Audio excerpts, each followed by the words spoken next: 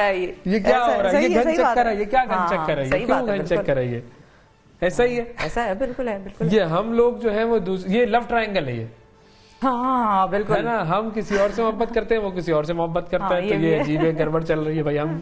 हमारी मोहब्बत होनी कहाँ चाहिए, पाकिस्तान असल में कहाँ होनी चाहिए, इस वतन से होनी चाहिए, इस वतन से, क्योंकि इस वतन के अलावा हमारे पास कोई खित्ता नहीं है, बिल्कुल कोई सरजमीन नहीं है, कहीं नहीं जाएंगे हम फर्स्ट सिटीजन बन के, हम हर जगह सेकंड क्लास सिटीजन ही रहेंगे, चाहे कुछ भी हो जाए।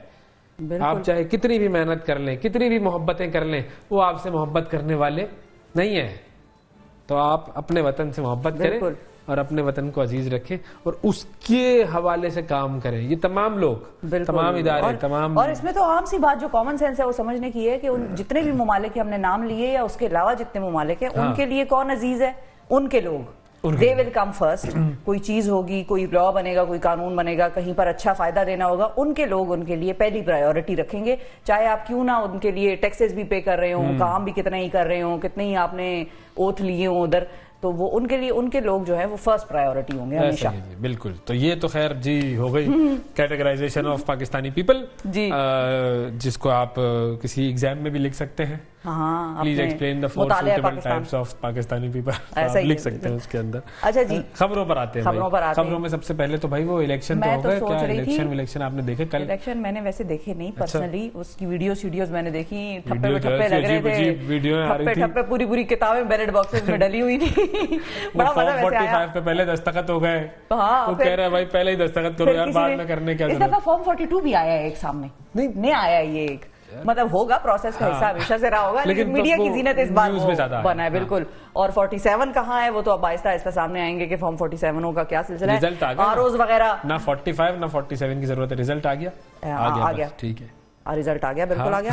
तो खैर ये मामला रहा इलेक्शन का, लेकिन मैं तो सुबह से परेशान थी, बल्कि कल रात से जब मैंने टीवी पे एक और चीज देखी तो मैं बड़ी परेशान थी, और यकीन करें कि मुझे अवैस की बड़ी फिक्र थी नाज़रीन। आप माने या ना माने, अवैस माने या ना माने, ये हकीकत है। मेरे घर में यही सदाएं बुलंद हो रही थी, अवैस मियाँ का क्या हाल है, अवैस मियाँ क्या महसूस कर रहे हैं, कैसे हैं अवैस मियाँ, क्या हो रहा है अवैस मियाँ को, जरा फोन खड़काएं, जरा पूछे तो सही ठीक ठाक है, खैरियत से हैं, जरूरत तो नहीं है कोई। ऐसा क्या हो रहा है नाज़रीन? मैच भाई मैच।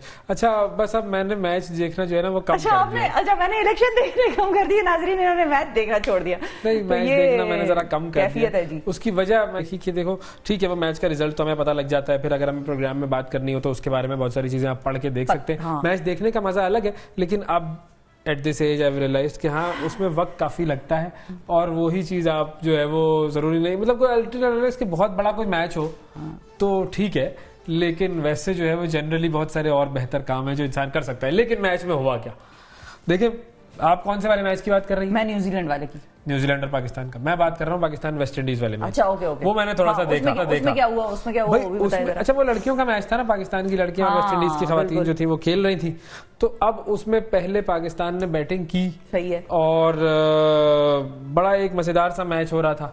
फिर उसके बाद क्या हुआ जी, सेकेंड इनिंग में जब जो वेस्ट इंडीज की लड़कियां थी वो बैटिंग करने लगी, तो बिल्कुल आखिरी ओवर में आके मैच फंस गया।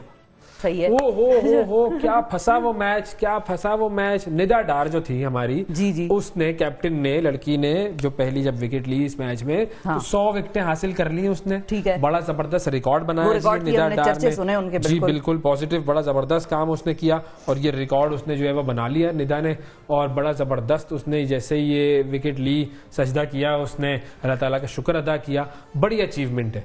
उनसे ऊपर सिर्फ और सिर्फ सना मीर है जो कि विकेट ले चुकी है पाकिस्तान की तरफ से, तो ये बहुत बड़ा जबरदस्त एक अचीवमेंट है निदा डार के लिए। अच्छा निदा का स्टाइल भी आप सबको पता है कि भाई बड़ा ये एक अलग सा स्टाइल है उनका, और वो बिल्कुल वो बॉय कट उनका हेयर स्टाइल और फुल उनके टिकटॉक वीडियोस और ये सारी चीजें आती रहती हैं, तो निदा डार ने ये रिकॉर्ड बना लिया। अच्छा अब ये जो मैच था, ये मैच जो है वो फंसा हुआ था, किस तरीके से फंसा हुआ था कि पाकिस्तान ने जो है वो पहले बनाए थे 223 रन्स, और जो वेस्ट इंडीज की टीम थी वो जरा अच्छा खेलते हुए आगे बढ़ती, फिर कोई विकेट गिरती, फिर आगे बढ़ती, फिर विकेट गिरती। आखिरी ओवर में ये मैच आ गया, और आखिरी ओवर में 5 रन चाहिए थे। उससे पहला जो ओवर था उसमें निदा ने 2 विकेटें निकाल दी, और फिर आखिरी ओवर में 1 बॉल रह गई और 3 रन रह गए, और वो एक बस तुक्का लग के चौका लग गया, उसका बेचारे का एज लग गया उस लड़की का, और वो विकेट कीपर हमारी थोड़ी सी आगे थी। ये बेचारी जो लड़की थी हमारी, वो जो बॉलर थी, वो तो बेचारी बैठ गई बस कि यार ये क्या हो गया। तो सीरीज वेस्ट इंडीज ने जीत ली, लेकिन बहुत ही अच्छा मैच हुआ। ये देखे कैसे ये चौका निकला है, और बस मैं उस वक्त बिल्कुल खड़ा हो गया अपनी कुर्सी पर कि यार ये क्या हो गया, ये क्या हो गया।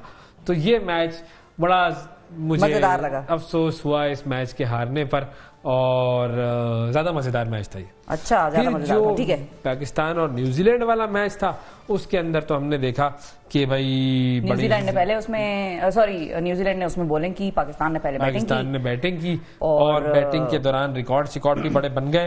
वो बता देते हैं हम आपको, रिकॉर्ड ही बता सकते हैं, वही बताएं। रिजल्ट तो खैर अब हार गए, अब क्या करें भाई। मार के मैंने जो है हमारे चेपियां लगा दी उसने। किसने? चैपमैन था उसने, चैपमैन ने दो चेपे हमें मारे, अब क्या करें भाई। तो बाबर आजम ने बड़े रिकॉर्ड बनाए हैं। एक रिकॉर्ड तो बनने वाला है, हाँ एक रिकॉर्ड बनने वाला है और एक रिकॉर्ड बन गया है। हाँ। वो रिकॉर्ड जो बन गया है वो मैं बता देता हूँ आपको। 37 रन उन्होंने कल बनाए, और उन्होंने बतौर T20 कैप्टन सबसे ज्यादा रन्स बना लिए। सबसे ज्यादा रन्स बनाने वाले वो खिलाड़ी बन गए हैं। एरन फिंच जो है ऑस्ट्रेलियाई कप्तान, उनका रिकॉर्ड उन्होंने तोड़ा है। उन्होंने 76 इनिंग्स में 2236 रन्स बनाए थे। बाबर ने अपनी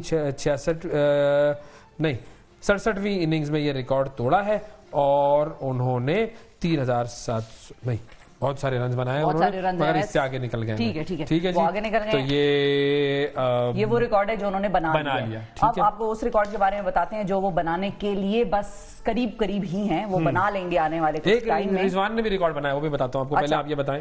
तो कौमी क्रिकेट टीम के जो मौजूदा कप्तान है बाबर आजम, उन्होंने 1992 में पाकिस्तान को आईसीसी और वर्ल्ड कप जितवाने वाले जो लेजेंडरी क्रिकेटर है इमरान खान साहब। अच्छा हाँ, मैं पूछ रहा था ना कौन थे भाई 92 का वर्ल्ड कप किसने जितवाया था। हो सकता है थोड़े दिन बाद हमें पूछना पड़े, हम भूल ही जाए बिल्कुल कि कौन था वो। तो खैर उनका रिकॉर्ड जो है वो तोड़ने से महज 10 मैचेस जो है बाबर दूर रह गए। और साबिक क्रिकेटर इमरान खान साहब और कप्तान इमरान खान साहब ने बतौर कप्तान पाकिस्तान की नुमाइंदगी करते हुए उस वक्त 187 मैचेस में क़यादत के फराइज निभाए थे, जिसमें 89 में फतूहात दर्ज की, जबकि 67 मैचेस ऐसे थे जिसमें कि शिकस्त का सामना हुआ, और 26 जो हैं वो ड्रॉ हुए और एक मैच टाई हुआ।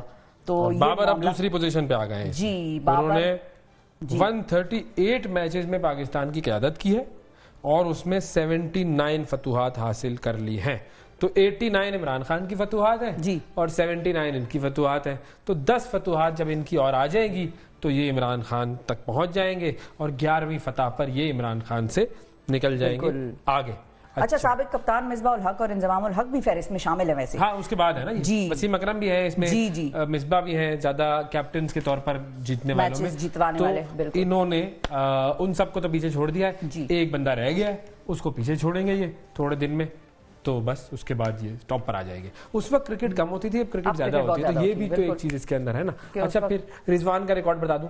रिजवान ने 3000 रन बना लिए, fastest to 3000 run in T20। उन्होंने विराट कोहली को भी पीछे छोड़ दिया है भाई, वो बेहतरीन कमाल कर दिया है उन्होंने। ठीक क्या है, बात है, तो ये बेहतरीन एक रिकॉर्ड उन्होंने बनाया रिजवान भाई ने।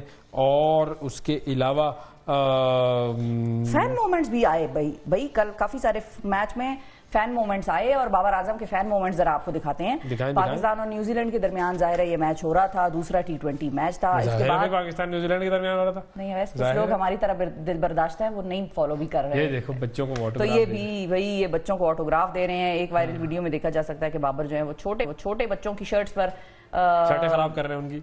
खराब तो खैर नहीं कर रहे, इनकी वैल्यू होगी भाई अगर इन शर्ट्स को आप। ये तो वो शर्ट है जो बच्चा हमेशा संभाल के रखेगा। बिल्कुल। तो ये उसके लिए तो हमें भी एक शर्ट पे ऑटोग्राफ दे देते बाबर आजम से, मैं मिलूंगा कभी बाबर भाई, तो मैं ले लूंगा उनसे ऑटोग्राफ के भाई शर्ट पे। बाकी तो मेरी टीम के लिए गुजारिश ही है कि आप लोग रिकॉर्ड ही बनाएं। अभी आप लोगों ने खेलने जाना है कौन सा टूर्नामेंट, वर्ल्ड कप, और ये न्यूजीलैंड की कौन सी क्लास की टीम थी? सी क्लास।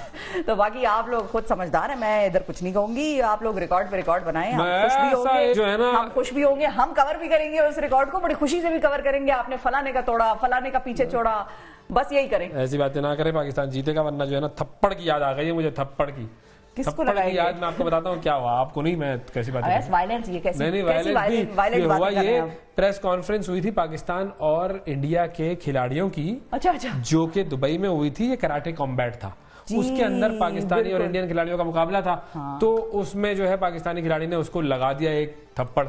अब शाज़ेब रिंद, ठीक है, उसने थप्पड़ लगा दिया और भारतीय कप्तान है राणा सिंह, उसको फिर अब इसने मैच में भी हरा दिया है थप्पड़ लगाने के बाद। थप्पड़ वप्पड़ नहीं लगाना चाहिए यार, ऐसे नहीं करना चाहिए, गलत बात है यार। लेकिन ये कि यूएई में ये हुआ कराटे कॉम्बैट 45, उसमें भारत को 2-1 से शिकस्त हो गई और शाज़ेब रिंद जो थे पाकिस्तानी, उन्होंने भारतीय कप्तान राणा सिंह को फैसला कुन आखिरी राउंड में हराया, पाकिस्तान को फतह दिलवाई और इस तरीके से ये जीत गए। अच्छा, फिर एक जो जबरदस्त काम किया इसने बंदे ने, शाज़ेब रिंद ने, वो ये कि जब ये जीता तो इसने जीतने के बाद पाकिस्तान और भारत दोनों का झंडा उठाया।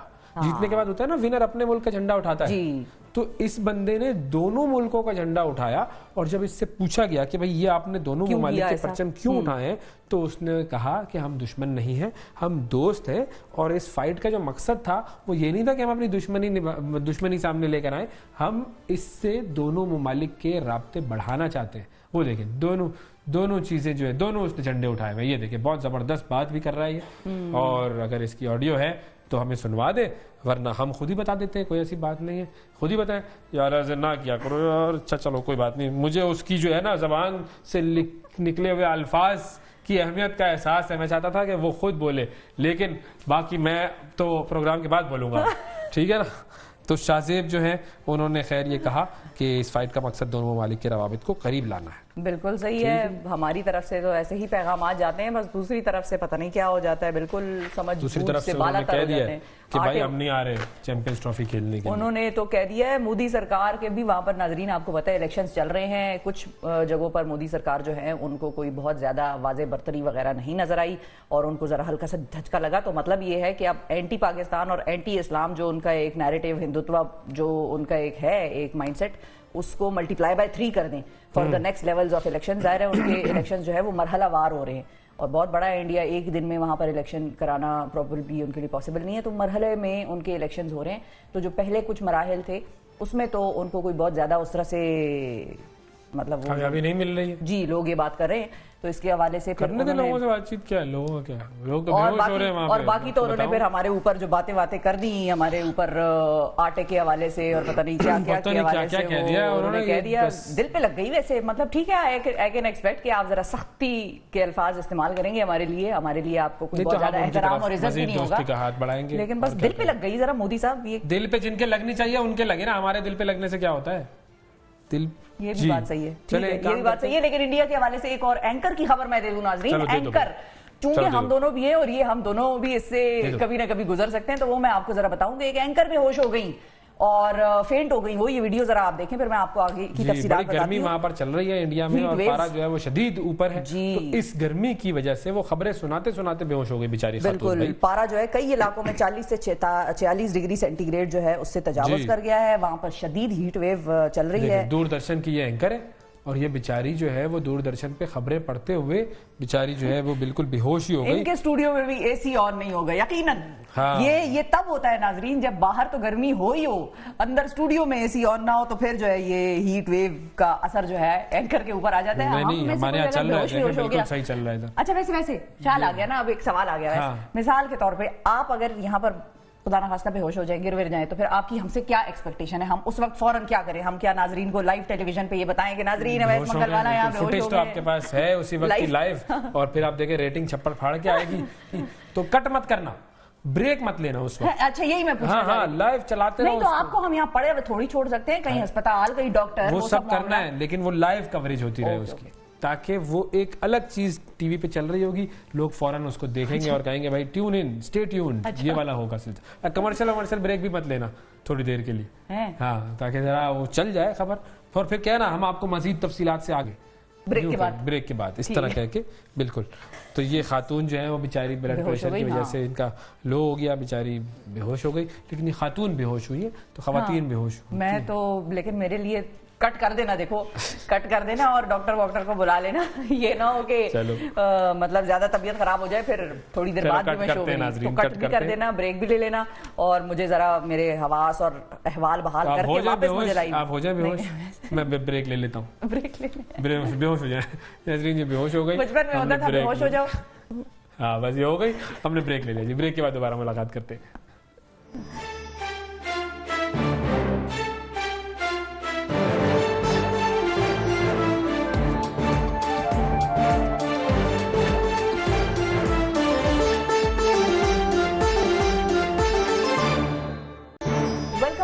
पूरे मुल्क में बारिशों का सिलसिला जारी रहा और मुख्तलिफ मकामात पर राब्ता सड़कें जो है वो मुनक़ता हो गई। कैलाश वादी में भी बिल्कुल कैलाश वादी में भी पहाड़ी तोदा गिरने से सड़क मुनक़ता हो गई और राब्ता लोगों का वहां मुल्क से टूट गया। एक गैर मुल्की सयाह भी वादी में फंस गई थी और SHO थाना एवन मुनीर उल मुल्क ने जवानों के हमरा गैर मुल्की सयाह को रेस्क्यू ऑपरेशन करके बचाया और ये बड़ी ही जान जोखिम में डालने वाला काम है क्योंकि वहां पर उस इलाके में खास तौर पर बहुत खतरात हैं, यानी कि जो सड़कें हैं, कच्ची सड़कें हैं, लैंडस्लाइडिंग हो रही है, तोदे गिर रहे हैं, बारिश मुसलसल जारी है, तो ये एक बड़ा ही मुश्किल काम था जो कि उन्होंने सरंजाम दिया। कहाँ से आई थी? और ये सयाह जो आई थी वो आई थी गैर मुल्की हैं और चीन से बिल्कुल चीन से आई ये चाइनीज सयाह हैं। हाँ बिल्कुल। और इनको बचाया गया मुनीरुल मुल्क साहब जो कि SHO हैं थाना एवन के, उन्होंने और उनकी टीम ने। तो हमारे साथ मौजूद है जी मुनीरुल मुल्क साहब, उनसे हम हमारे साथ मौजूद है जी हसनुल्लाह साहब जो कि SDPO हैं और उनसे हम बात करते हैं जी। अस्सलाम वालेकुम हसन साहब।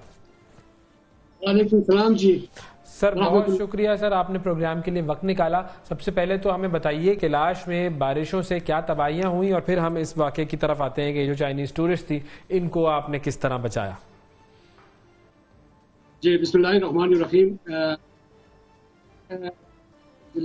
लोअर चतरान, वादी कैलाश, बुम्बरेत, रुम्बूर, रोडरीर जो सियाहत के लिहाज से नहायत ही खूबसूरत वादियाँ हैं, उन्हीं वादियों में कैलाश कबीले आबाद हैं जो कई सर पुराने उनकी सकाफत है।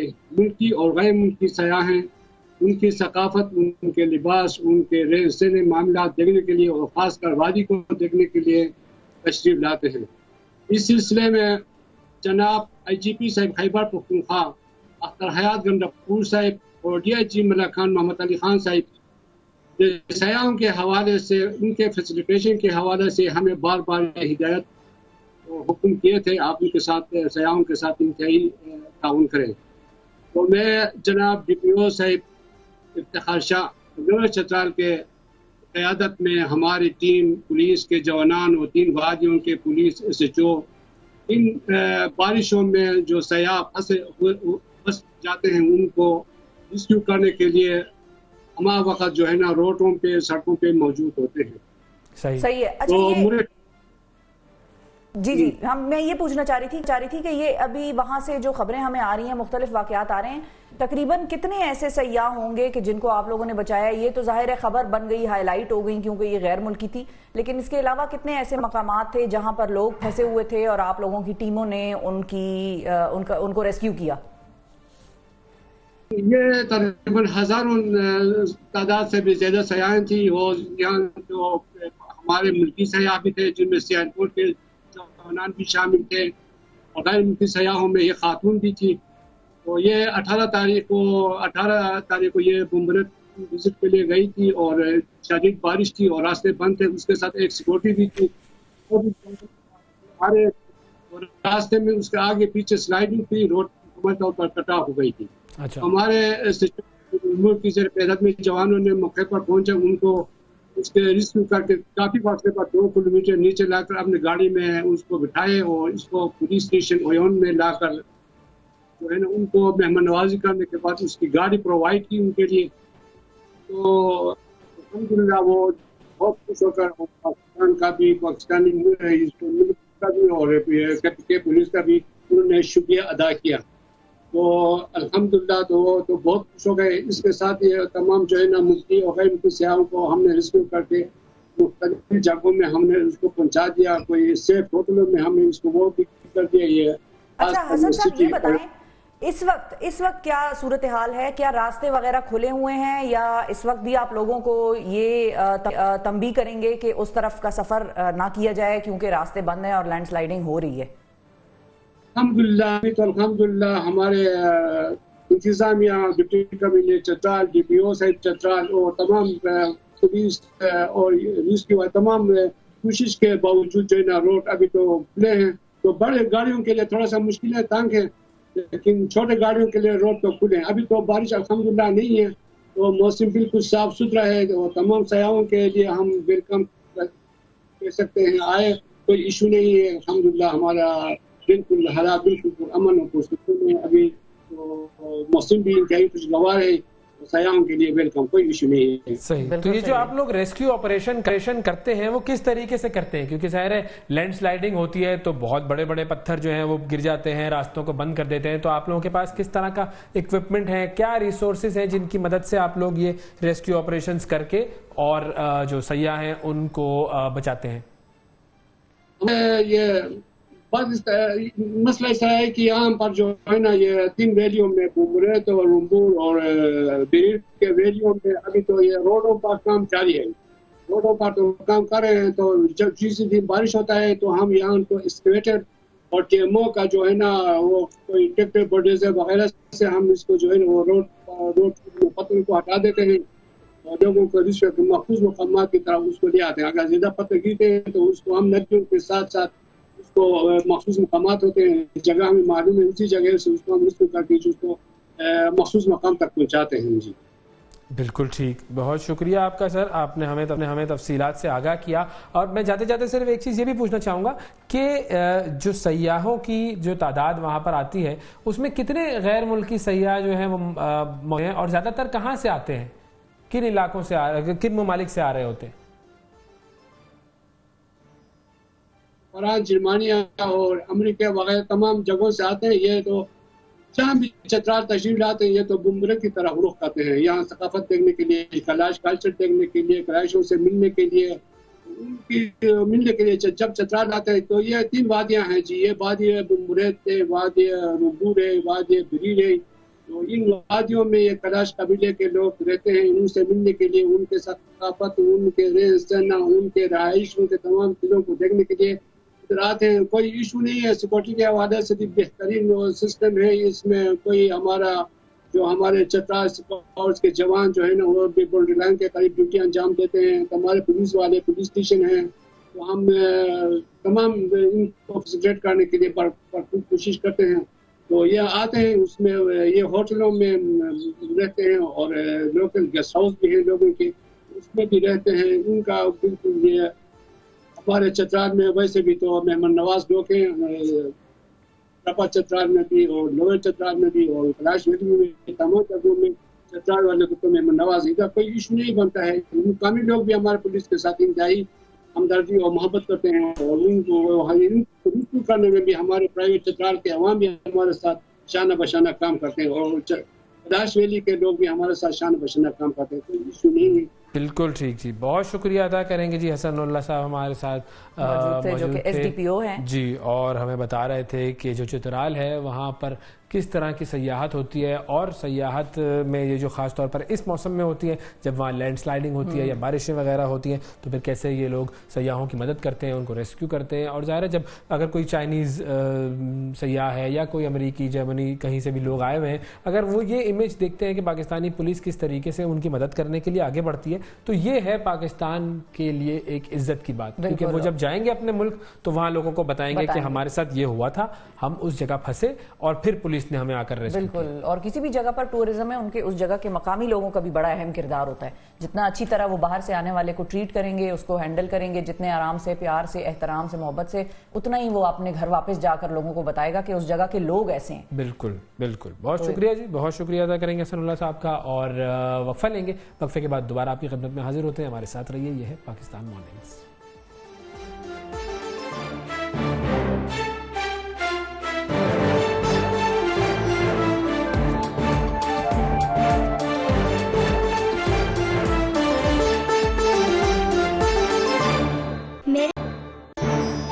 वेलकम बैक जी। ब्रेक के बाद एक मरतबा फिर खुशामदीद। अब बात करते हैं कुछ सियासी मामलात की, और सियासी मामलात में सबसे गर्मा गर्म मामला रहा ज़िमनी इंतखाबात का। इतवार को पूरे पाकिस्तान में जो कौमी और सूबाई असम्बली की नशिस्तें थीं जिन पर ज़िमनी इंतखाबात हुए, और अब तक के जो नताइज सामने आए हैं उसमें मुस्लिम लीग नून ने बरतरी हासिल कर रखी है और कई सीटें जो हैं वो उनके नाम हुई है। कुछ एतराज़ात भी हो रहे हैं इन इलेक्शंस पर, और बहुत सारी ऐसी वीडियो सामने आ रही हैं जिसमें नज़र ये आ रहा है कि जी कहीं टप्पे लग रहे हैं, कहीं जो है वो बैलेट बॉक्स के अंदर वो पूरी जो क्या होती है वो कॉपियाँ जो हैं वो डाल दी गई हैं, कहीं फॉर्म 45 पर पहले से दस्तखत करवा लिए गए हैं। ये मामलात भी हैं और कुछ मज़ीद सियासी मामलात पर हम बात करेंगे। खुर्रम दस्तगीर साहब सीनियर रहनुमा है जी पाकिस्तान मुस्लिम लीग नवाज के, उनसे हम बात करेंगे। अस्सलाम वालेकुम सर। वालेकुम अस्सलाम। थैंक यू सर, बहुत शुक्रिया आपने प्रोग्राम के लिए वक्त निकाला। सबसे पहले तो जरा कल के रिजल्ट्स पर आपका जरा तबसरा मिल जाए कि नून लीग की बरतरी तो सामने आ गई है जी। जी अल्हम्दुलिल्लाह, इसमें बेशिस्तें पंजाब में खास तौर पे वही थी जो मुस्लिम लीग नून के जीतने वाले उम्मीदवारों ने खाली की थी। तो पंजाब के वोटरों ने, पाकिस्तान के वोटरों ने एक दफा फिर मुस्लिम लीग नून पर एतमाद किया है और कामयाबी अता की है। दूसरा ये है कि कल के जो इंतखाबात थे वो अल्लाह के फजल से पुरअमन हुए, कोई ऐसे इंसिडेंट्स नहीं हुए जिससे कोई लॉ एंड ऑर्डर में हमें नजर आता कि खराबी हुई है। और दूसरी बात अहम ये है कि वो जो कुछ लोग ये ढंढोरा पीट रहे थे कि जी कोई बहुत बड़ी लहर थी किसी जमात की, वो लहर भी हमें उस तरह नजर नहीं आई। एक पुरअमन इलेक्शन हुआ है और जो अवाम की राय है वो सबके सामने आ गई।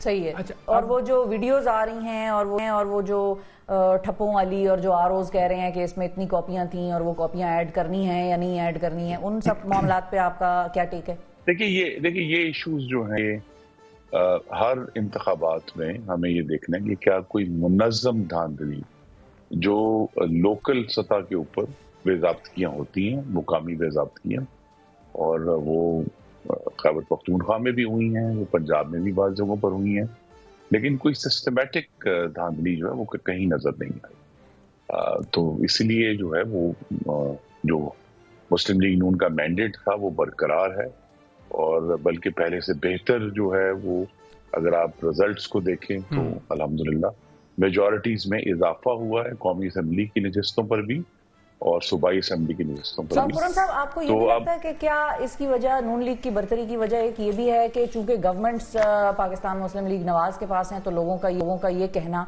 इसको आप कितनी हद तक दुरुस्त समझेंगे इन इलेक्शंस में कि लोग जो हैं वो गवर्नमेंट ऑफ द डे को बाई इलेक्शंस में ज्यादा प्रेफर करते हैं, इसलिए नून लीग का जो है पलड़ा भारी रहा? देखिए, हमें हर इलेक्शन को उसी के मयार पे जज करना है। जब जुलाई 2017 में मुस्लिम लीग नून को एक धचका लगा था, तब कहा कि तब भी तो गवर्नमेंट्स ऑफ द डे हमारी थी, बिल्कुल, लेकिन उस वक्त अवाम ने वोट नहीं दिया, तो उस वक्त उसको ताबीर किया गया किसी बड़ी लहर से। तो अब जबकि अल्लाह ताला ने मुस्लिम लीग नून को कामयाबी दी है, तो फिर वही लोग जिन्होंने उस वक्त उसको लहर बोला था, उन्हें आज कहना चाहिए कि मुस्लिम लीग नून की लहर जो है वो बरकरार है। तो ये हर इलेक्शन के अपने डायनामिक्स हैं। उससे पहले जो 2018 से 22 तक के जितने बाई इलेक्शंस थे मुल्क में, वो उस वक्त की ऑपोजिशन ने जीते थे, पीडीएम की जमातों ने जीते थे, पंजाब में हमने जीते थे, जो सिंध के अंदर पाकिस्तान पीपल्स पार्टी ने जीते थे। तो लिहाजा ये एक मुख्तलिफ डायनामिक्स हैं। कल का जो इंतखाब है वो असल में मेरी नज़र में आने वाले इस्तेहकाम की खबर दे रहा है कि इंशाअल्लाह मुल्क के अंदर जो सियासी इंतशार है वो अवाम जो है उसको अब पसंद नहीं कर रहे। वो चाहते हैं कि एक स्टेबल गवर्नमेंट जो है वो चले। ऑलरेडी आपको मालूम है कि अगर अभी भी महंगाई की शरह, कीमतें बहुत ऊंची हैं, लेकिन कीमतें बढ़ने की जो रफ्तार थी उसमें कमी आ गई है। इन्फ्लेशन में पहले से अल्हम्दुलिल्लाह कमी है, तो उससे, और रुपया भी जो है रिलेटिवली स्टेबल है, तो उसकी वजह से भी आहिस्ता आहिस्ता इस्तेहकाम आ रहा है। और कल का जो इंतखाब है वो आने वाले इस्तेहकाम की खबर दे रहा है। अच्छा, अब जिस तरह आपने कहा कि सिस्टमैटिक धांधली इस मर्तबा नहीं हुई, अब बहुत सारी खबरें हैं पोलिंग एजेंट्स को वोटों की गिनती के दौरान बहुत सारी जगहों से बाहर निकाल दिया गया, पोलिंग खत्म होने से पहले फॉर्म 45 पर दस्तखत करवा लिए गए, ये तो सबके सामने वो वीडियोस आई हैं। फिर मीडिया के नुमाइंदे जो थे उनको रसाई नहीं दी गई। माजी में एक पोलिंग स्टेशन पर मीडिया वाले जाते थे, मीडिया वाले गिरफ्तार भी हुए हैं। तो ये सारी फिर मामला क्यों हुए और कैसे हुए? जी देखिए, इस पे हम सब ने मिलकर पहले भी एक कोशिश की थी, तमाम सियासी जमातों ने, जब हमने 2017 का इलेक्शंस एक्ट, जो आज मुल्क का कानून है जिसके तहत इलेक्शन होते हैं, वो पास किया था। तो अगर ऐसे इश्यूज उठ रहे हैं और फिर मैं कहूँगा सिस्टमैटिकली उठ रहे हैं, अगर मुकामी तौर पर नहीं उठ रहे, तो फिर पार्लियामान को जरूर इसमें देखना चाहिए कि क्या इलेक्शन कमीशन को मजीद इस मामले में करने की जरूरत है या नहीं है।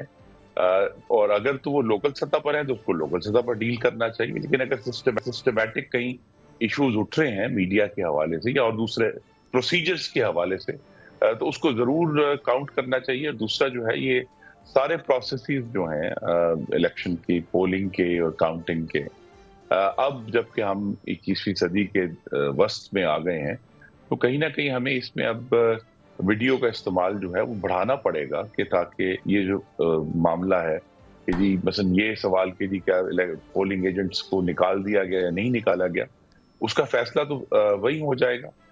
और लेकिन ये भी हमें ध्यान में रखना है कि बहरहाल टेक्नोलॉजी हर चीज का हल नहीं है, और आर्टिफिशियल इंटेलिजेंस जो अब आ रही है उसकी वजह से मजीद पेचीदगियां होंगी। लेकिन ये एक ऑन गोइंग प्रोसेस है, क्योंकि मेजॉर जो पाकिस्तान के अंदर और पूरी दुनिया में बल्कि कहना चाहिए, जो जमहूरियत का अमल है वो कभी भी परफेक्ट नहीं होता, उसके अंदर मुस्तकिल तौर पे बेहतरी की जरूरत होती है, वो चाहे अमेरिका हो या पाकिस्तान हो। सही है। लेकिन सर, टेक्नोलॉजी की क्योंकि आपने बात की, तो मुझे शहजा साहिबा का एक बयान याद आया जिसमें उन्होंने कहा कि अगर इंटरनेट वगैरह की बंदिश हो तो उसमें इतना नुकसान होता नहीं है जितना उसका वावेला किया जाता है। तो सारी दुनिया में अब तो आईटी और टेक्नोलॉजी, और हमारा जो पड़ोसी है भारत, वो जायंट है टेक की इंडस्ट्री में। हमने उसको बीट तो पता नहीं कब करना है, लेकिन हमने उसके करीब करीब पहुंचने की कोशिश करनी है। अपने लोगों को टेक और आईटी की तरफ लेके आना है, वो घर बैठे कमा सकते हैं। इंटरनेट कल भी बंद रहा, क्या इसको आप सिस्टमैटिक धांधली कहेंगे या ये भी बस इसको आप क्या कैसे देखेंगे सर? शहजा का भी बयान और फिर ये जो कल इंटरनेट की बंदिश। ये इंटरनेट की बंदिश तो सब जमातों के लिए थी। अगर तो सबके लिए एक लेवल प्लेइंग फील्ड है इंटरनेट के हवाले से, ये तो नहीं था कि एक जमात के लिए इंटरनेट खुला था और बाकियों के लिए बंद था। तो अगर सबके लिए एक ही पाबंदी है और सभी एक ही कानून के तहत या एक ही कंडीशन के तहत ऑपरेट कर रहे हैं, फिर उसके अंदर जो कानून का जो इक्विटी का प्रिंसिपल है कि सबको बराबर ट्रीट किया जाए, वो तो ट्रीट हुआ है ना जी। यही तो सवाल है कि क्या इंटरनेट के मामले में क्या इस पे पार्लियामान को अपनी कुछ मजीद कानून साजी की जरूरत है 21वीं सदी के जरूरियात के मुताबिक। इसीलिए सारा इशू ये होता है कि जब भी इलेक्शंस के बारे में शोर उठता है और लोग जलसे करते हैं, धरने देते हैं, लेकिन हमने एक सबक सीखा है 2013 के बाद कि धरने, जलसे, गलत जबान वो मुल्क को आगे नहीं लेकर जाते। क्योंकि जब आपको मालूम है 2014 का धरना हुआ, उसके बाद अदालत में मामला गया और अदालत ने भी यही अल्फाज इस्तेमाल किए कि कोई मुनज़्ज़म धांधली नहीं हुई। तो जब ये सारा कुछ फितना फसाद फैलाने के बाद, चीन के सदर का दौरा रुकवाने के बाद, जब दोबारा पार्लियामान में वापस आई अपोजिशन उस वक्त की, तो फिर कानून साजी के जरिए पेशरफ्त हुई। तो आज भी वही सबक हमें सीखना है कि आप जरूर एहतजाज करें, जमहूरियत है, हक है हर जमात का, लेकिन जो पेशरफ्त होनी है, प्रोसीजर्स के अंदर बेहतरी आनी है, वो कानून साजी से होगी। तो अगर आप पार्लियामान में हुल्लड़बाजी करते रहे, ये बना दिया जाए कि भाई इंटरनेट बंद करना है, कानूनी अगर ये बना दिया जाए, कता कलामी की माजरत, अगर कानूनी ये बना दिया जाए कि इंटरनेट बंद ही करना है हमने, और ट्विटर आप देखते हैं, आप तो खुद जानते हैं कितने अरसे से बंद है, और उसका पहले तो तयन ही नहीं हो पा रहा था कि किसने बंद करवाया, बाद में पता चला कि जी वजारत दाखिला ने बंद करवाया, अभी तक हम उसे खुलवा नहीं सके। तो इसमें ऐसी क्या कदगन है कि हम अभी तक उस चीज को स्टार्ट ही नहीं कर सके, हमें वो बटन ही नहीं मिल रहा है जिससे हमने ट्विटर स्टार्ट करना है? जी देखिए, हर कानून के अंदर और प्रोसीजर्स के अंदर बैक वक्त दो क्लैशिंग चीजें सामने आती हैं। एक है सिक्योरिटी और दूसरा है इक्विटी। तो अगर तो जैसा मैंने कहा सबके लिए बंद है तो फिर सबने उसके अंडर ऑपरेट करना है। पाकिस्तान में अभी हालिया हफ्तों में और महीनों में जो दहशतगर्दी के अंदर बहुत एक इजाफा हुआ है जो हमें जहन में रखना है। तो ये सब इशूज सामने है और इसलिए मैं फिर दोहराऊंगा कि ये सारे इशूज बजाय ये कि जलसों में डिस्कस हो, ये पार्लियामान का काम है, असेंबली का काम तो है। आप पार्लियामान क्या कर रही है? फॉर एग्जांपल, ये बात आपकी बिल्कुल सही है, पार्लियामान का काम है। तो पार्लियामान क्या कर रही है कि ट्विटर जो है वो ऑन हो और इंटरनेट के मसाइल हल हो? जाहिर है अगर बयान इस तरह का आएगा कि नहीं जी हमें इंटरनेट खोलने से कोई प्रॉब्लम, इंटरनेट बंद करने से कोई प्रॉब्लम नहीं होती, तो ये थोड़ा सा मुनासिब तो नहीं लग रहा। मेरी तो यही इस्तदा है ना कि जिस तरह बजाय ये कि सदर के खिताब के दौरान हुल्लड़बाजी करके बाजे बजाए जाए पार्लियामान में इंटरनेट की जो आज़ादी का मामला है वो उठाया जाए। तो बाजे बजाने से तो हल नहीं होगा मामला तो ये होगा जब तो ऑपोजिशन है, ऑपोजिशन तो बाजे बजाती रहेगी सर, काम तो आप लोगों ने करना है। अच्छा एक मैं चाहूंगा कि ओन अब्बास बप्पी साहब पाकिस्तान तहरीक इंसाफ के रहनुमा, उनको भी अगर हम शामिल गुफ्तगू कर लें तो उनका भी पॉइंट ऑफ व्यू आ जाएगा। अस्सलाम वालेकुम ओन साहब। कैसे आप? ठीक ठाक जी। बहुत शुक्रिया ओन साहब, आपने वक्त दिया। मैं चाहूंगा कि जरा पहले इलेक्शंस के हवाले से आप से हम बात कर लें। कल के ज़िमनी इंतखाबात, अब ये बात तो तय है, रिजल्ट आ चुके हैं और रिजल्ट के मुताबिक पाकिस्तान मुस्लिम लीग नवाज बरतरी पा चुकी है। बिस्मिल्लाह। आप ये फरमा रहे हैं कि रिजल्ट आ चुके हैं, रिजल्ट उनके ऐन मुताबिक आए हैं जैसा कि वो चाहते थे। अगर आप ये कह रहे हैं तो बिल्कुल रिजल्ट वही आए हैं जो वो चाहते थे। और वेरी फ्रैंकली मैं सोच रहा था वैसे इस तरह के रिजल्ट लाने की जरूरत ही क्या थी। नेशनल असेंबली में उनकी सीट्स पूरी थी, पंजाब असेंबली में उनकी सीट्स पूरी थी, कोई नंबर गेम का इशू नहीं था। इशू सिर्फ पॉलिटिकल नैरेटिव का था। मैं एक रिपोर्ट देख रहा था, किसी दोस्त ने शेयर की थी, उसने कहा था कि एजेंसीज ने रिपोर्ट किया है कि शहबाज शरीफ को एक्चुअली जो नेशनल असेंबली में सीट्स मिली है वो 17 सीट्स मिली थी, जिसके बिहाफ के ऊपर वो आज प्राइम मिनिस्टर बने बैठे हैं। तो जो कल का इलेक्शन था ये पॉलिटिकल नैरेटिव का इलेक्शन था, ये कोई नंबर गेम्स का नहीं था। ये उस नैरेटिव को सपोर्ट करना था कि वो जो मैंडेट लेके बैठे हैं, जो कि एक्चुअली उनका मैंडेट नहीं है, वो उसको सपोर्ट करने के लिए इलेक्शन जिताना जरूरी था। हम सारे कल आरओ ऑफिस के बाद जब हमारे लोग गए थे तो वहां कुछ भी नहीं हुआ। जो कुछ होना था फॉर्म 47 के बजाय फॉर्म 45 में हुआ। और कल आपको मैं बताऊं, कल वो कारकर्दगी दिखाई है, वो नए फनकार किस्म की इजादें हुई हैं जो हमारी जहन से भी बाहर थी। मसलन क्या इजादें हुई? फॉर्म 45 सुबह 11:30 बजे डीएसपी जिस भी थाने जहां इलेक्शन था ना, डीएसपी 300-400 पुलिस के साथ आए। उन्होंने हर पोलिंग स्टेशन पे जाके, हर पोलिंग एजेंट को जाके, गन पॉइंट के ऊपर जाके वो साइन करवा लिए। फॉर्म 45 सुबह 11:30 ब्लैंक साइन हो चुके थे। उसके बाद स्टफिंग जो है ना वो पुलिस वालों ने खुद की है और पोलिंग के डब्बों में से गथियां निकली। एक पोलिंग बैलेट नहीं निकला, गथियां निकली। मतलब मैं आपको हैरान करूं कि हमारा डेरा गाजी खां में एक इलेक्शन हो रहा था, तो वहां पे जो साहब लड़ रहे थे उनका जो घर का पोलिंग स्टेशन है उस साहब के 4 वोट निकले और मुखालिफ के 1250। मतलब इतना तो कोई बेवकूफ ही लड़ रहा हो ना किसी के घर में पोलिंग से, वो भी इस तरह की हरकत नहीं करता। तो अब इसका परवेज इलाही साहब का देख लें, यानी कि एक चीफ मिनिस्टर रहा हो, पिछले पता नहीं 50 साल की उनकी सियासत है। गुजरात में शायद उन्होंने दूध की बहरें तक मतलब बहा दी होंगी। और कल का बच्चा उनका जो भांजा है वो 70,000 रुपए। और ये बड़ा इंटरेस्टिंग रिजल्ट नहीं, लेकिन इसमें एक और सवाल है ना कि फिर तो ऐसे तो जब नवाज शरीफ साहब जीतते हैं अपनी सीटें तो फिर आप लोगों को तो इस बात पे भी एतराज नहीं होना चाहिए कि 3 मरतबा का वजीर आजम कैसे अपनी सीट हार सकता है? फिर तो वो भी जीते गए। वैसे आपस की बात है, ये तो आप अपने आप से दिल पे हाथ रख के पूछे कि नवाज शरीफ इलेक्शन जीते। मैं तो आपके ये तो दिल पे हाथ तो दोनों तरफ रखना पड़ेगा। मैं रख सकती। आपने कहा कि परवेज इलाही साहब इलेक्शन हार नहीं सकते क्योंकि वो इतने साल मुल्क के सबसे बड़े सूबे के वजीर आला रहे हैं। तो मैं तो उसका जवाब आपको दे रही हूँ कि वजीर आजम शहबाज शरीफ भी फिर 3 मरतबा के वजीर आजम रहे हैं, फिर तो वो भी नहीं हार सकते। फिर क्यों आप लोग कहते हैं कि वो धांधली से जीत गए? मेरी अर्ज तो सुन लीजिए बीबी। परवेज इलाही का कंपटीशन उनके भांजे से है जिसकी कोई पॉलिटिकल स्टैंडिंग नहीं है। उसने जिंदगी में कोई इलेक्शन नहीं लड़ा, ना काफ लीग का कोई वोट बैंक है। इस वक्त यू एंड आई वो नो कि काफ लीग का कोई वोट बैंक नहीं। गुजरात में पॉलिटिक्स चौधरी परवेज इलाही करते हैं और उसमें ऑब्वियसली उनका अपना कद बहुत भी इतना बड़ा है। अब उसके मुकाबले एक बच्चा उतारा जाए एक अननोन पार्टी के ऊपर और वो 50,000 से अपने ही मामू को हरा दे। नवाज शरीफ का मतलब डॉक्टर यास्मीन से था। और 8 फरवरी को जो एक सॉफ्ट रेवोल्यूशन पाकिस्तान में आई थी, डॉक्टर यास्मीन का कद अगर देखा जाए तो नवाज शरीफ कई बार आज वो हम खुर्रम साहब से इस पर जरा जेल से इलेक्शन लड़ रहा था, वो किस किस्म की तकलीफें बर्दाश्त कर रही है, जब वो इलेक्शन लड़ने के लिए उसके मुकाबले में डू यू रियली थिंक कि नवाज शरीफ डॉक्टर यास्मीन को हरा सकता है? खुर्रम साहब, ये क्या हुआ परवेज इलाही साहब के हवाले से? मूसा इलाही साहब का एक स्ट्रेचर और एक तरफ परवेज इलाही साहब का स्ट्रेचर, आपको क्या लगता है ये क्या हुआ है?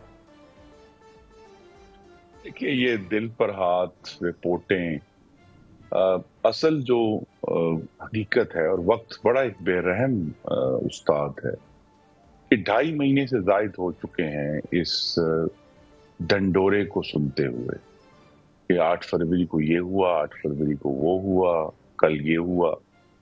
अभी तक पाकिस्तान की किसी मोतबर फोरम, जिसे अदालत कहते हैं, ये जो ढंडोरा पीटने वाले हैं, सबूत और शवाहिद का एक टुकड़ा भी साबित नहीं कर पाए कि कहीं तो पता चल जाता ना कि ये हुआ है। दूसरी तरफ हम ये देख रहे हैं कि ये तो नहीं हो सकता ना कि एक इलेक्शन कमीशन ऑफ पाकिस्तान है, उसके इलेक्शंस पंजाब में तो मशकूक हैं, लेकिन खैबर पख्तूनख्वा वाले बिल्कुल ठीक हैं, वहाँ के आरओस भी ठीक हैं, वहाँ के डीएसपीज भी ठीक हैं, वहाँ का पोलिंग स्टाफ भी ठीक है, वहाँ की पुलिस भी ठीक है। ये तो नहीं हो सकता। पूरे मुल्क में एक ही वक्त इलेक्शन हुआ, 8 फरवरी में भी और आज भी। तो लिहाजा जितना इलेक्शन 8 फरवरी को खैबर पख्तूनख्वा में दुरुस्त था, उतना ही बाकी मुल्क में भी दुरुस्त था, या अगर बाकी मुल्क में खराब था तो फिर खैबर पख्तूनख्वा में भी उतना ही खराब था। इसी तरह कल के जो वाकयात हैं, कल 22 सीटों पर कामयाबी भी हुई है, कैसे हो गई? वहां लोग अचानक अच्छे आ गए, ये मुमकिन नहीं है। तो लिहाजा या तो फिर सबूत और शवाहिद के साथ अदालतों में जाएं, और मैं फिर याद कराऊंगा कि इसी तरह का वावेला और ढंडोरा 2013 के बाद किया गया था इसी जमात की तरफ से। 126 दिन का धरना दिया गया, लेकिन उस वक्त भी यही कहा जाता हमारे पास तो वैगने भर भर के सबूत हैं, लेकिन वो तमाम जो गाड़ियां भर भर के सबूत थे जब अदालत में गए तो रद्दी साबित हुए। तो खुर्रम साहब, आपकी पार्टी के बहुत सारे लोगों की फिर आवाजें क्यों उठ रही हैं? मिसाल के तौर पर जावेद लतीफ साहब हो गए, राना सनाउल्लाह साहब हो गए, जुबैर साहब हो गए, बहुत सारे ऐसे लोग हैं जो आपकी पार्टी के बड़े सीनियर लोग हैं, वो भी तो यही आवाजें उठा रहे हैं। मैं यही कह रहा हूँ ना जी कि अगर तो इलेक्शंस के बारे में किसी को कोई शकूक व शुबहात हैं तो इलेक्शंस हर जगह एक जैसा हो, तो इश्यूज जो हैं वो फिर ये कह देना कि जी सिर्फ जहां ये लोग जीते हैं वो ठीक था और जहां ये हारे हैं वहां इलेक्शन गलत था, ये दुरुस्त नहीं है। तो लिहाजा ये इश्यूज तो रहेंगे, और इसीलिए इसका जो बेहतर हल यही है कि सेनेट के अंदर, कौमी असम्बली के अंदर, ये इनकी जो ऑब्जर्वेशन है इसकी बुनियाद पर कानून साजी होनी चाहिए ना, बजाय ये कि हम एक लामहदूद सिलसिला जो है एहतजाज जरूर करना है, करें, लेकिन उससे मामला आगे नहीं बढ़ता। और ये एक बात जो आपने रखी कि 2013 के इंतखाबात में फॉर्म 14 होता था, उसके बाद से मामलात को बेहतर किया गया और हम फॉर्म 45 तक पहुंचे हैं।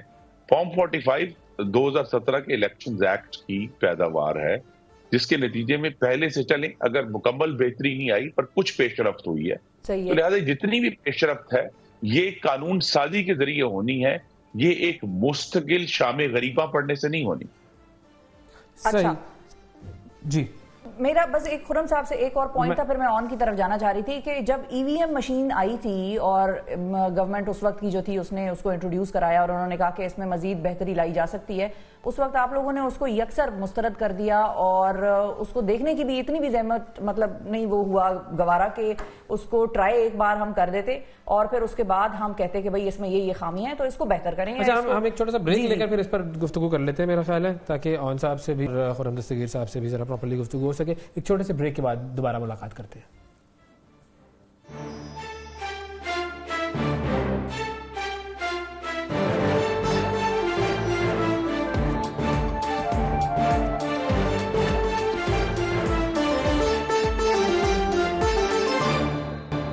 वेलकम बैक जी। क्रिकेट के हवाले से हमने आगाज में बात की थी, अवैस के दिल के जज्बात मैं अच्छी तरह समझ सकती हूँ, मैं वाकिफ हूँ उनसे, और मेरा तो दिल करता है कि जब ऐसा कोई मैच हो तो उसके बाद हम क्रिकेट ना करें, लेकिन फिर वही वो अवैस ही के लिए फिर हम इस सेगमेंट को भी प्रोग्राम में शामिल करते हैं और अवैस के दिल को कुछ ढारस देने के लिए जरूरत नहीं रहती है।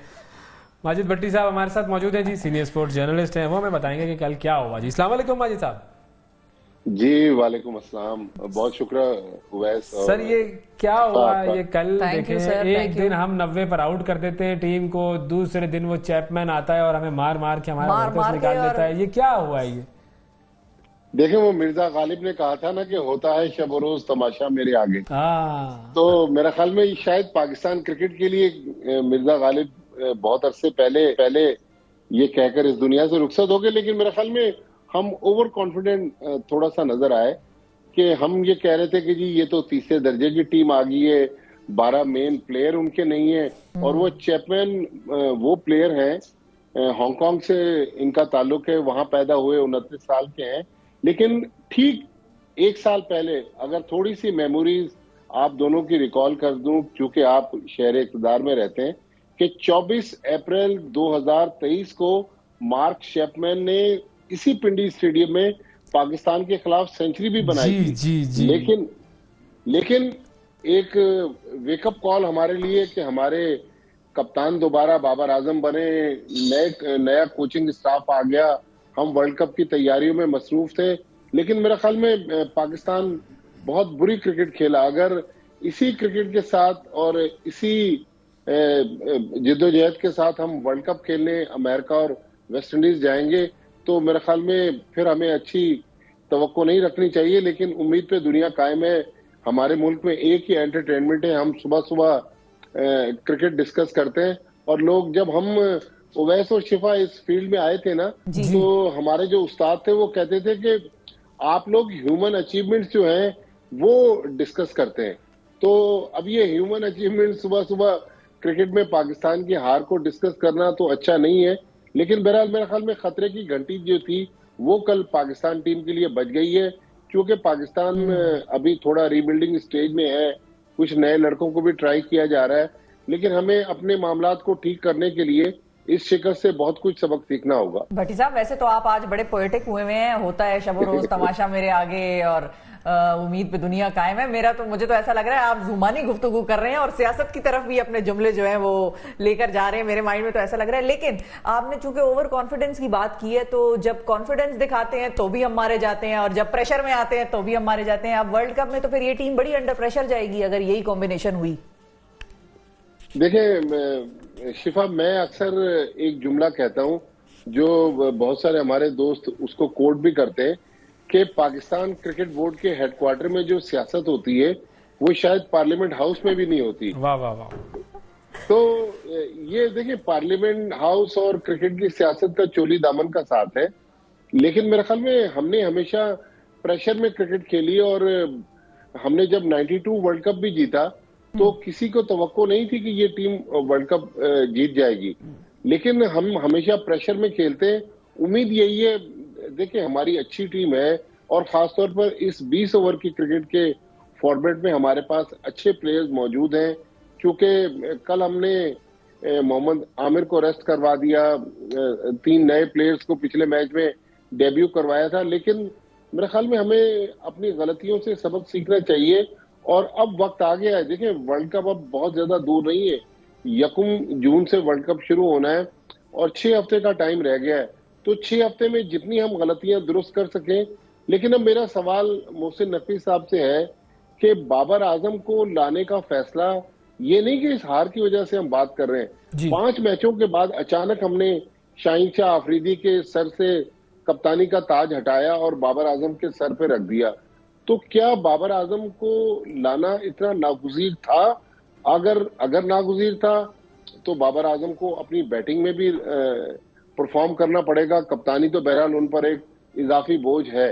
लेकिन अगेन वही बात है कि पाकिस्तान क्रिकेट में बहुत सी हम गलतियां कर रहे हैं और उन गलतियों से सबक नहीं सीख रहे। अच्छा, यही वजह है कि बाबर वाली बात आपने की, बाबर और शाहीन इन दोनों की पहले मैच की वीडियो बड़ी वायरल हुई जब बाबर और शाहीन आपस में गले मिले। शाहीन ने वो जो विकेट लिया था पहला, तो इन दोनों के दरमियान कोई चिपकलिश तो नहीं है, कोई मामला ऐसा तो नहीं है कि लग रहा हो कि कोई रिफ्ट है? आपकी खबर क्या कहती है? ये बात तो बिल्कुल सही है कि दोनों में कोई रिफ्ट नहीं है, दोनों पाकिस्तान के लिए खेल रहे हैं, लेकिन एक एज ए ह्यूमन बीइंग अगर हम इसको तज्जिया कर लें कि एक आदमी जिसको आपने वर्ल्ड कप के लिए कप्तान बनाया था और 5 मैचों के बाद उसे कप्तानी वापस ले ले, तो उसके दिल में थोड़ी खलिश तो होती है। बिल्कुल। तो मेरे ख्याल में शाहीन शाह अफरीदी थोड़ा सा नाराजगी तो उनके जहन में है और होनी भी चाहिए, और जो उनके करीबी लोग हैं वो भी यही बताते हैं कि भाई ये अच्छा फैसला नहीं हुआ। तो मेरे ख्याल में हमें अपनी अदाओं पर भी गौर करना होगा कि हम जो फैसले कर रहे हैं क्या इन फैसलों से लॉन्ग टर्म इम्पैक्ट क्या होगा। बिल्कुल सही बात। जी। अच्छा, ये भी मुझे बताइए कि रिजवान को नायब कप्तान बनाने की जो खबरें आ रही हैं उसमें किस हद तक सदाकत है और उसका फायदा होगा या नुकसान होगा? देखिए, रिजवान को तो मेरे ख्याल में पहले दिन से नायब कप्तान अनाउंस कर देना चाहिए था। कल रात एक अनफॉर्चुनेट इंसिडेंट हुआ कि मोहम्मद रिजवान को हैमस्ट्रिंग इंजरी हो गई और वो विकेट कीपिंग नहीं कर सके। तो मेरे ख्याल में अब गालिबन वो सीरीज में भी नहीं है।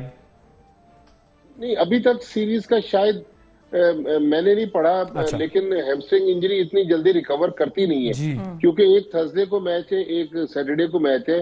तो अब हमारे पास तकरीबन 6 दिन में हमने 3 मैचेस खेलने हैं। तो अब टीम ने आज सपहर पहुंचना है लाहौर, वहां जाके सही पता चलेगा। लेकिन बात आपकी ठीक है कि इतनी जल्दी ये इंजरी ठीक होती नहीं है। लेकिन मेरे ख्याल में अगर रिजवान को वाइस कप्तान बनाने के लिए इतनी क्या साराइयां करवानी थी तो पहले ही अनाउंस करवा देते रिजवान को नायब कप्तान। क्या वो तो कप्तानी के भी कैंडिडेट थे।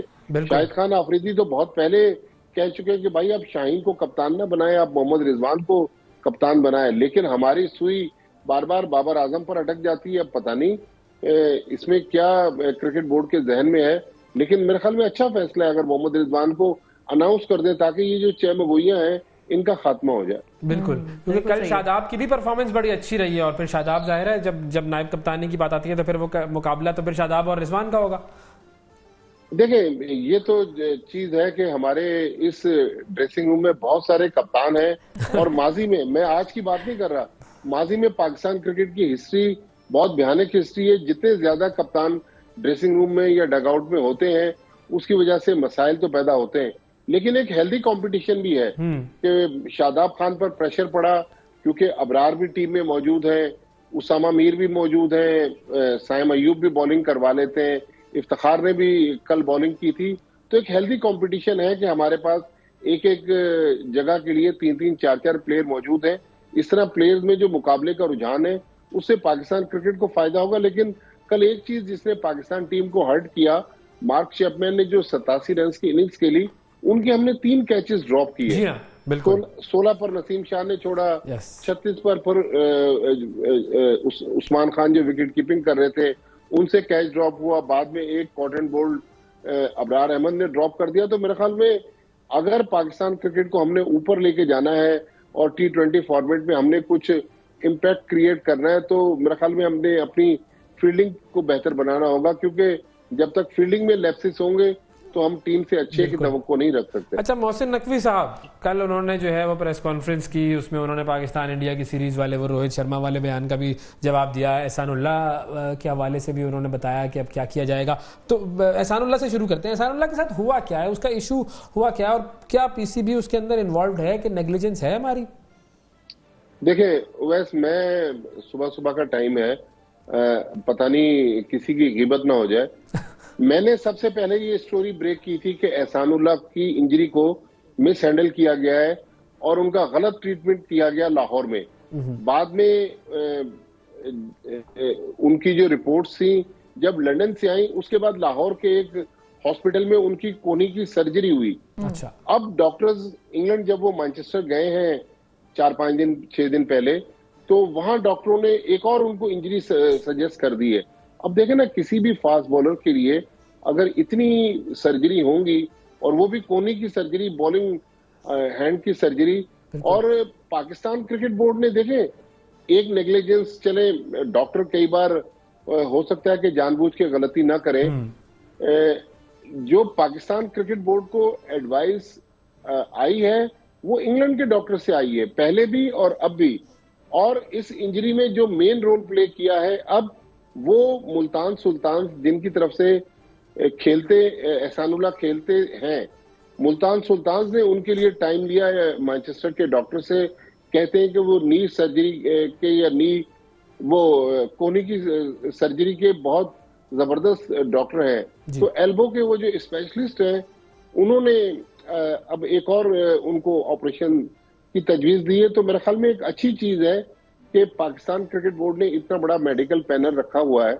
अगर वाकई वहां पर इस तरह की इंजरी की ट्रीटमेंट होनी है और एक फास्ट बॉलर का कैरियर दांव पर लग जाता है तो दूध का दूध पानी और पानी का पानी होना चाहिए। तो मेरे ख्याल में मोहसिन नकवी साहब ने एक मेडिकल बोर्ड बनाकर एक अच्छा फैसला किया ताकि पता तो चले, ऐसा ना हो कि आज एहसान की इंजरी जो है वो खराब हो गई, कल एक और फास्ट बॉलर का कैरियर दांव पे लग जाए। बिल्कुल। और finally sir, Pakistan India, Rohit Sharma, क्या हम एक्सपेक्ट कर सकते हैं? उवैस और शिफा, आप चूंकि मॉर्निंग शो में सियासत भी डिस्कस करते हैं, आपको पता है कि भारत में इलेक्शन शुरू हो गए, तो जब तक मोदी साहब तीसरी बार मुंतखब हो नहीं जाते तो पाकिस्तान और इंडिया के क्रिकेट के बारे में सोचना भी मना है। क्योंकि मेरे ख्याल में जो मोदी सरकार का जो बयानिया है वो एंटी पाकिस्तानी बयानिया है। तो मेरे ख्याल में अगर वो पाकिस्तान के साथ क्रिकेट सीरीज खेल लेंगे तो ये पूरी उनकी जो सियासत है उसको डेंट पड़ेंगे। मैं अभी अक्टूबर नवंबर में जब वर्ल्ड कप हो रहा था, मैंने तकरीबन 6 हफ्ते इंडिया में गुजारे। आम आदमी से बात करें, वो आपको बहुत ज्यादा मोहब्बत से मिलेगा, आपकी मदद भी करेगा, पाकिस्तान के बारे में अच्छी अच्छी बातें करेंगे। लेकिन जब सियासत इन्वॉल्व हो जाए तो फिर मेरे ख्याल में क्रिकेट आसानी से हो नहीं सकती। तो उम्मीद ये करें कि चैंपियंस ट्रॉफी में इंडिया आ जाए, लेकिन फिलहाल मेरे ख्याल में इसका चांस नहीं है कि पाकिस्तान इंडिया की बायलैटरल। बिल्कुल, बहुत शुक्रिया अदा करेंगे जी। माजिद बट्टी साहब हमारे साथ मौजूद थे। नाज़रीन, वक्फा लेते बाद दोबारा मुलाकात करते हैं।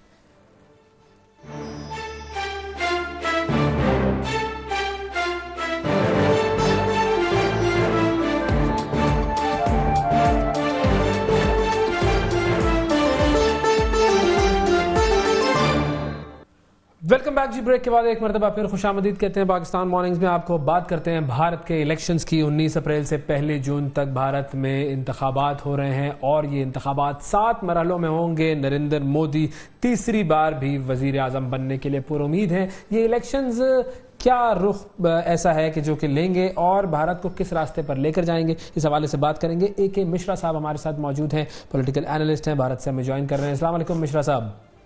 नमस्कार जी। नमस्कार जी, गुड मॉर्निंग। AK मिश्रा साहब, ये बताएं कि सबसे पहले तो जो पहला आर्टिकल जब कल हम इंडियन इलेक्शंस के हवाले से मैं सर्च कर रही थी और पढ़ने की कोशिश कर रही थी, तो पहली चीज जो मुझे नजर आई वो थी will these elections B free and fair. इसके हवाले से पाकिस्तान में तो खैर EVM नहीं है, लेकिन इंडिया जो है बड़े अरसे से EVM मशीन्स के थ्रू अपने इंतखाबात कराता है। EVM मशीन्स के हवाले से वहां पर तशवीश पाई जा रही है? नहीं, देखिए मोहतरमा, मैं आपको एकदम क्लियर कर दूं, इस तरीके के आरोप नेशनल और इंटरनेशनल मीडिया में लगते रहते हैं कि यहाँ पे जो इंतखाबात है, जो इलेक्शंस है, वोटिंग है, वो रिग्ड किए जा सकते हैं या किए जाते हैं। ऐसा नहीं है। इसके बहुत सारे एग्जाम्पल मैं आपको दूंगा। बहुत सारे कोर्ट केसेस हुए या ट्रायल किया गया, चैलेंज किया गया। जिन लोगों ने ये बोला कि रिगिंग या कुछ हेरा फेरी यहाँ पे पॉसिबल है, तो उनको चैलेंज किया गया कि इलेक्शन कमीशन ने किया कि ये EVM रखी है, आप आकर के यहाँ पे दिखाइए, लोगों को, पब्लिक को दिखाइए। कोई नहीं आया। दूसरी इंपॉर्टेंट चीज मैं ये बताऊं कि अगर वन साइडेड EVM वगैरह में कुछ फिटिंग होती है तो बहुत सारे बम्पर वोटों से विपक्ष के भी जो प्रत्याशी होते हैं, अपोजिशन के जो लीडर्स हैं, कर्नाटका में अपोजिशन जीती है, कांग्रेस जीती है, हिमाचल में जीती है। अभी फर्स्ट फेज की जो वोटिंग हुई है तो एक मीडिया का ऐसा धड़ा वो ये बोल रहा है कि भाई अपोजिशन जीतने वाली है, ऐसा उन लोगों को लग रहा है। अगर EVM खराब है तो इस तरह की न्यूज नहीं आनी चाहिए कि अपोजिशन जीतने वाली है या बीजेपी के लिए सिचुएशन टफ हो रही है। तो ये र्यूमर्स है, we don't focus over this. सैकड़ों इलेक्शंस हुए हैं जब से EVM इंट्रोड्यूस हुआ है। अगर रिगिंग होती, कोई हेराफेरी होती, तो कहीं ना कहीं ये चीज पकड़ में आ जाती। इतने लॉन्ग ईयर्स के लिए ये चीज कंटिन्यू नहीं हो सकती है सर। सही। अच्छा, ये बताइए कि जो पहला मरहला है उसके हवाले से आप हमें क्या बता सकते हैं, क्या उसका ट्रेंड रहा? देखिए, वोटिंग जिस दिन थी 19 अप्रैल को, तो शाम को 6-7 बजे तक या उस दिन रात को 10 बजे तक जो भी खबरें आई, जो भी एनालिस्ट बैठे हुए थे, वो एक्चुअली वोटिंग का एग्जैक्ट डाटा या क्लियर कट डाटा आया नहीं था। ठीक है। वोटिंग कितने परसेंट हुई ये सारा डाटा कल शाम तक आया हुआ है। क्योंकि यहाँ पे प्रोसीजर्स बहुत लेंदी होता है, क्योंकि वोटर्स बहुत ज्यादा हैं, तो इलेक्शन कमीशन जो है डाटा भी डिले से देता है। तो उस वक्त जो लोगों ने एनालिसिस की, एक इस तरीके से ये लगा कि हाँ भाई यहाँ पे जो है बीजेपी जो है थोड़ा टफ फाइट है बीजेपी के लिए। लेकिन अभी देखें, अभी जब फाइनल फिगर्स हमारे पास आ गए हैं तो 65% की वोटिंग है। पिछले साल इन सीटों पे 102 सीटों पे जो वोटिंग थी वो लगभग 69 यानी 70% के आसपास थी। तो 4%, लगभग 4.5% वोटिंग कम हुई है। तो 4.5% वोटिंग कम होने का मतलब ये नहीं है कि कंपटीशन कम हो गया या इलेक्शन वन साइडेड हो गया। तो बीजेपी या कांग्रेस किसी के लिए भी ये बोलना, हाँ ये बोला जा सकता है कि थोड़ा सा वोटरों का रुझान फर्स्ट फेज में कम हो सकता है, लेकिन कंपटीशन कम हुआ या अगर किसी की पॉपुलैरिटी है, चाहे बीजेपी की पॉपुलैरिटी रही हो चाहे कांग्रेस की, वो कम हुआ है, मुझे वो नहीं लगता है कि यहाँ कोई ऐसी चीज है। मैं समझता हूँ कि स्पेशली मैं बोलूँ इसमें और आगे भी जो अभी होने वाले हैं 4 जून तक, जब तक फाइनल डाटा नहीं आएगा, तो बीजेपी की लीड रहेगी and there are the solid reason.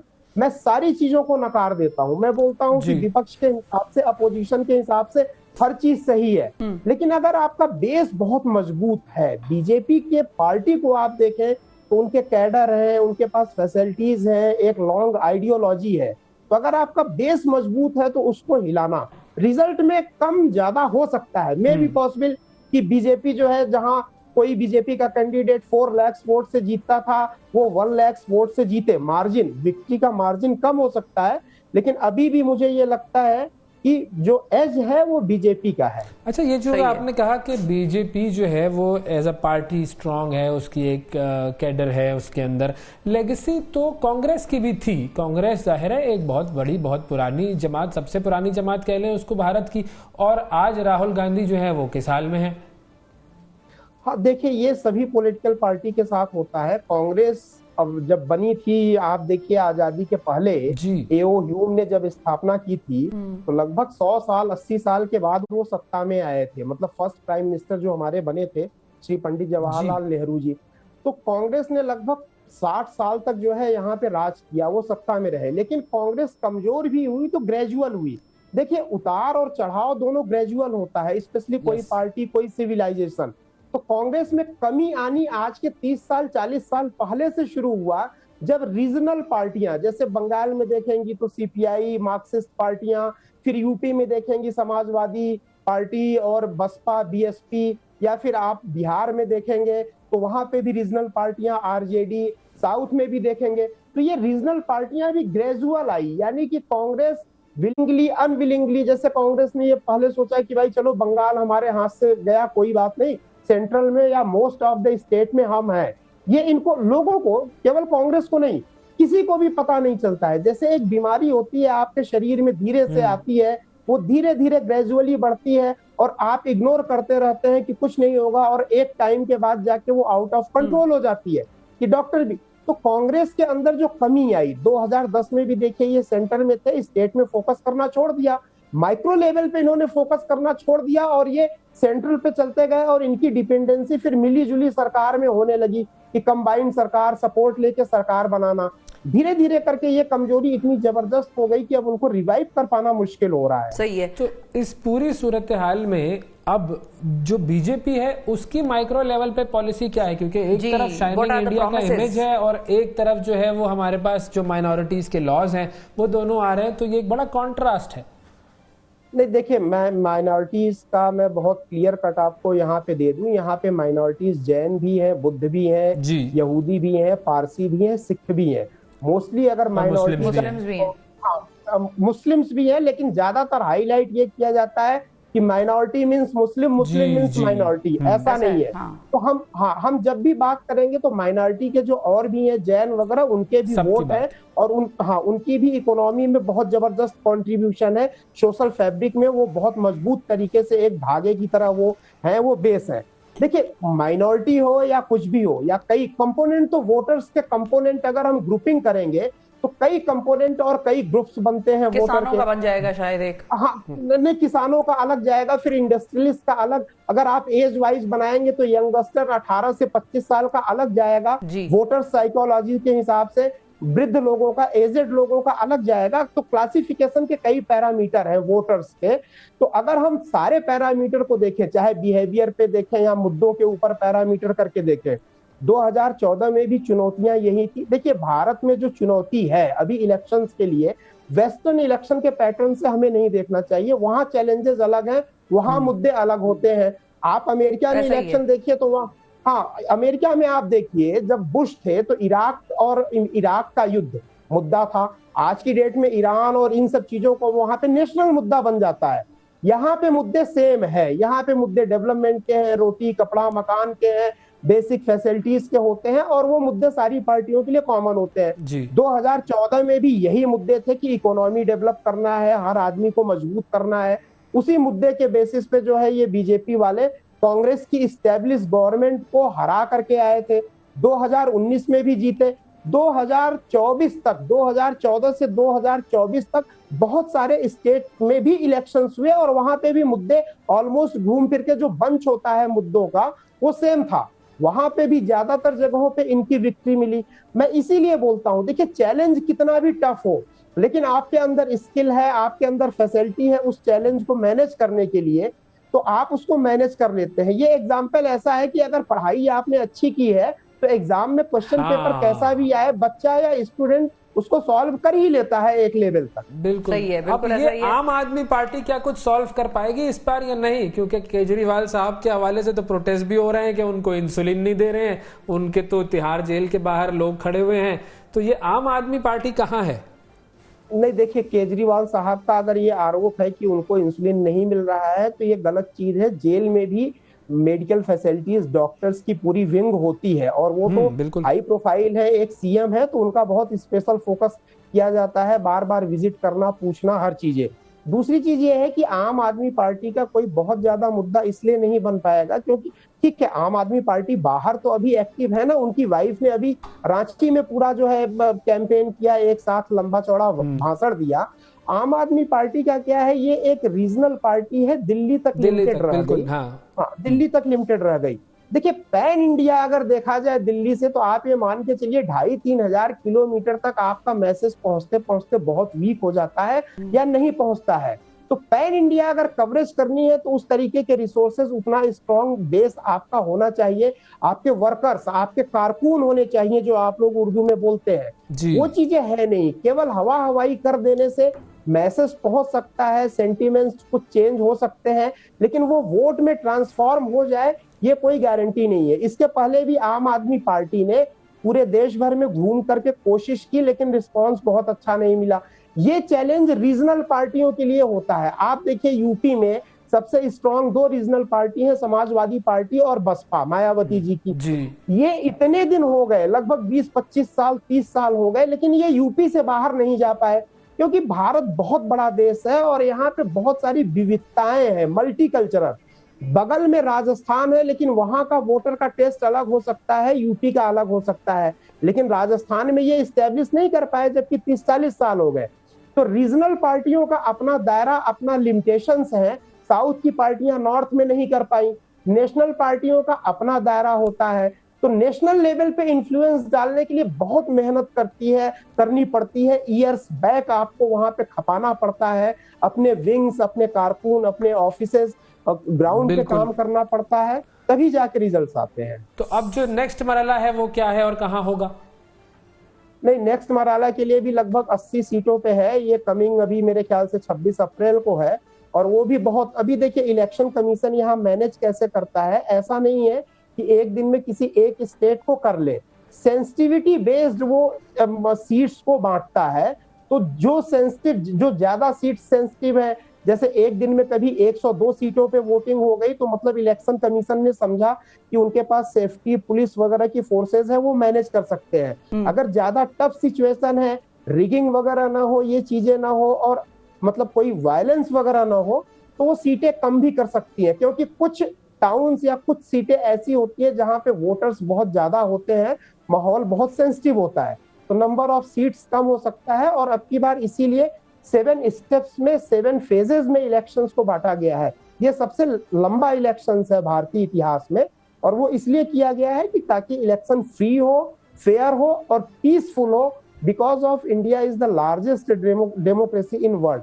हम एक नजीर भी प्रस्तुत करेंगे, हम एक नजीर भी अब की बार पूरे दुनिया को देना चाहते हैं डेमोक्रेसी और इलेक्शंस को कैसे मैनेज। यू इमेजिन 90 करोड़ यहाँ पे वोटर्स है, 90 करोड़ तो पूरे यूरोप की पॉपुलेशन नहीं है। बिल्कुल बिल्कुल। तो इस पूरी पॉपुलेशन के साथ किस तरीके से मैनेज होता है, ये एक बहुत इंटरेस्टिंग एक केस स्टडी है जी। थैंक यू जी। AK मिश्रा साहब हमारे साथ मौजूद थे और इंडियन इलेक्शंस के हवाले से उनसे बात हो रही थी। एक वक्फा लेते हैं, वक्फे के बाद दोबारा हाजिर होंगे, हमारे साथ रहिएगा।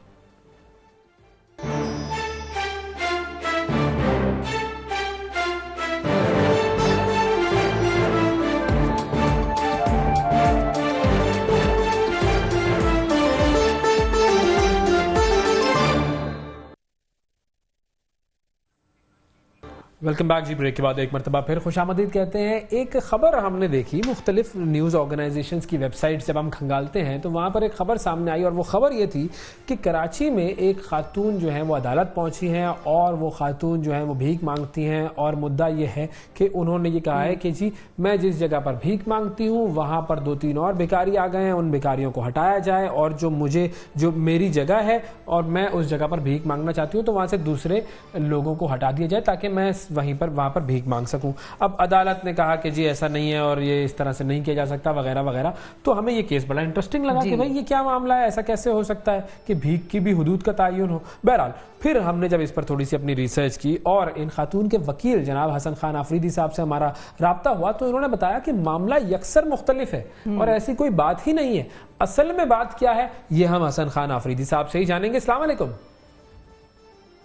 वालेकुम सलाम। बहुत शुक्रिया सर, बहुत शुक्रिया वक्त निकाला जी। सर थोड़ा सा एक्सप्लेन कर दें कि ये मामला है क्या और रिपोर्ट कैसे कैसे करके गलत हुआ। अभी भी मुझे जो है ना इस हवाले से ये पता चला है कि इस केस को कुछ इस तरीके से तोड़ मरोड़ कर जो है ना पब्लिक में पेश किया गया है और ये जो सड़कों पर भीख मांगने वाले लोगों के लिहाज से और भिखारियों के लिहाज से इसको केस बनाया गया है। ये इस टाइम मुझे पता चल रहा है, इससे पहले मेरे इल्म में ये बात नहीं थी कि इसको इस तरह बनाया गया है। 7-8 महीने पहले इस खातून के घर से तकरीबन 79,000 रुपये जो है ना चोरी किए गए और फिर जिन लोगों ने चोरी किया ये पैसा और इसको 22 से FIR इंदराज की जो एप्लीकेशन है अदालत में इस खातून ने उनको नॉमिनेट किया, उस मौके पर भी इस औरत को कोई जो है ना रिलीफ नहीं दिया गया। फिर इसके बाद इसी मामले को उस खातून ने क्रिमिनल कंप्लेंट की सूरत में मजिस्ट्रेट की अदालत में पेश किया, वहां भी जो है ना उन्हें कोई जो है ना दादरसी नहीं की गई।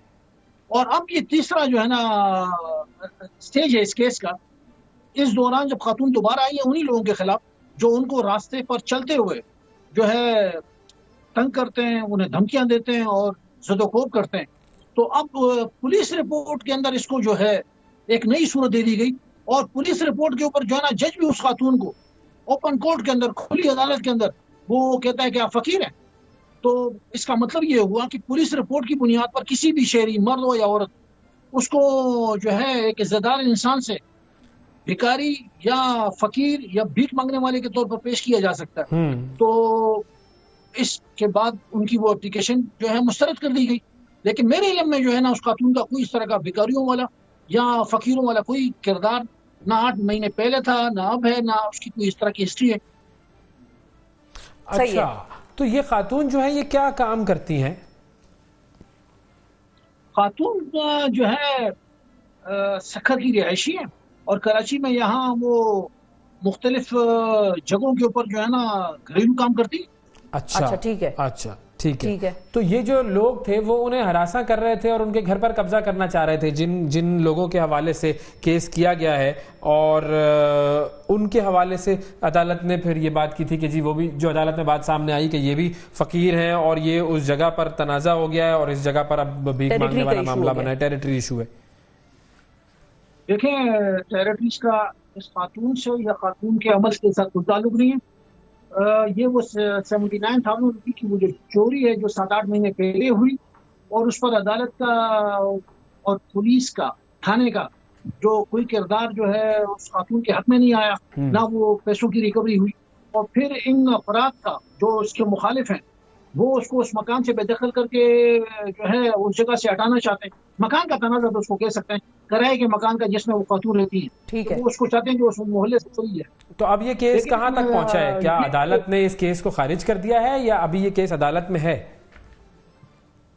अदालत ने उस मौके पर उसको जो है बराह रास्त उसको फकीर कहा, यानी भिखारी का, और उसके बाद उस FIR अंदराज की जो एप्लीकेशन थी उसको खारिज कर दिया, डिसमिस कर दिया।